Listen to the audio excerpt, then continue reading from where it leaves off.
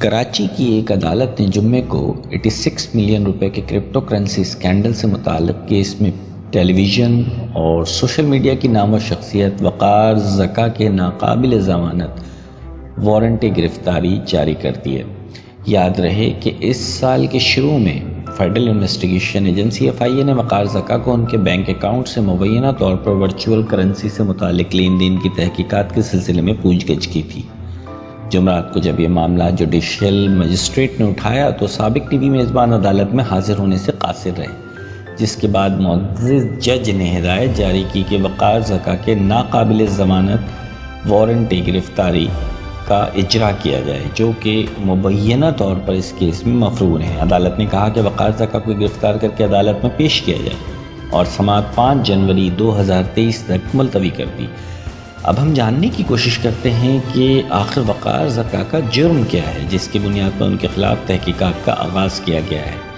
Federal investigation authority FIA کے مطابق financial marketing unit FMU کی شائع کردہ رپورٹ، جسے سورس رپورٹ بھی کہا جاتا ہے، وقار زکا کے خلاف تحقیقات شروع کرنے کی وجہ بنی۔ آئیے جانتے ہیں کہ اس رپورٹ میں کیا درج ہے۔ اس رپورٹ میں کہا گیا ہے کہ گزشتہ 3 سالوں کے دوران وقار زکا کے بینک اکاؤنٹ میں مجموعی طور پر 86.1 ملین روپے جمع کیے گئے، جبکہ 87.1 ملین روپے ان کے اکاؤنٹ سے نکالے گئے۔ تحقیقات کے مطابق بینک نے آگاہ کیا ہے کہ جمع کی جانے والی رقوم غیر ملکی ترسیلات یعنی ریمیٹنس اور چیکس کے ذریعے آئی ہیں، جو بعد میں ان کے خاندان کے مختلف افراد کے اکاؤنٹس میں منتقل کی گئی۔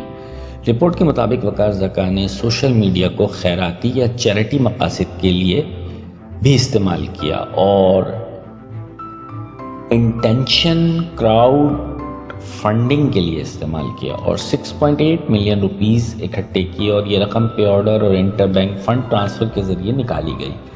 اس کے ساتھ ساتھ پبلک ڈیٹا بیس پر بے شمار خبریں، بلاگز اور ویڈیوز موجود ہیں جو وقار زکا کے کرپٹو کرنسی اور ورچوئل اثاثوں میں ملوث ہونے کا انکشاف کرتے ہیں۔ مزید برآں انکوائری کے دوران ان کے ٹویٹر پر بٹ کوائن اور کرپٹو کرنسی کے متعلق بے شمار پوسٹ پائی گئیں، جو اس بات کا ثبوت فراہم کرتی ہیں کہ ملزم بٹ کوائن جیسی کرپٹو کرنسی کو بھی فروغ دیتا ہے۔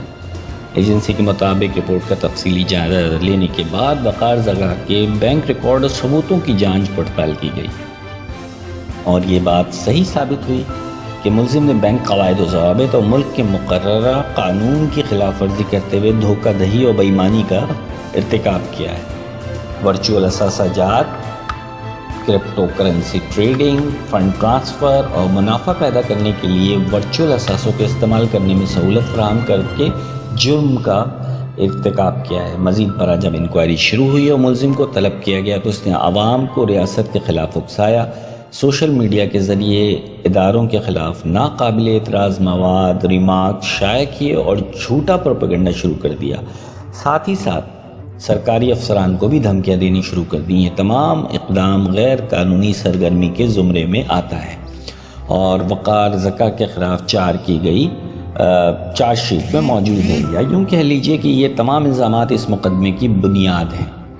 FIA کے مطابق وقار زکا مبینہ طور پر Pakistani electronic crime act 2016، Pakistan کے penal code anti money laundering act 2020 اور فارن ایکسچینج ریگولیشن ایکٹ 1947 کے تحت قابل سزا جرائم کا مرتکب ہوا ہے۔ یہ تھی اب تک کی اپڈیٹ۔ مزید تفصیلات کا عوام کو بے چینی سے انتظار رہے گا۔ اگر آپ مجھے سپورٹ کرنا چاہتے ہیں اور چاہتے ہیں کہ میں ایسی ہی ویڈیوز بناتا رہوں تو مہربانی فرما کر میرے چینل کو سبسکرائب کریں۔ شکریہ۔